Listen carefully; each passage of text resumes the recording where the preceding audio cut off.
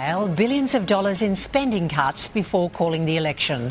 The money is needed to fill a huge revenue hole and cover cost blowouts on issues such as asylum seekers. A huge Antonov freight plane arrives in Papua New Guinea. On board, 10 shipping containers of equipment for the rapid expansion of the Manus Island Detention Centre.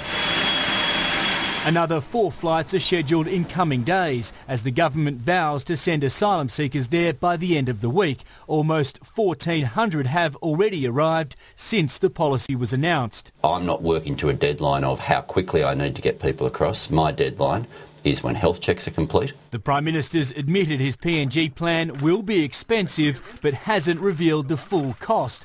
That will be contained in an economic statement to be released possibly this week. The funding has to vary based on the number of people who test our resolve. The government's Razor Gang is meeting today to finalise the statement. It'll contain widespread spending cuts, not just to cover the cost of expensive policies. Treasury is also facing at least a $6 billion revenue shortfall due to the slowing economy. What we've got is a government which is in panic over the state of the budget. The government needs to make the cuts because it's committed to returning the budget to surplus in 3 years. But Labor also doesn't want to upset voters by slashing handouts just before the election. Mr Rudd needs to call it today for an August 31 election. It's more likely he'll nominate a date in September.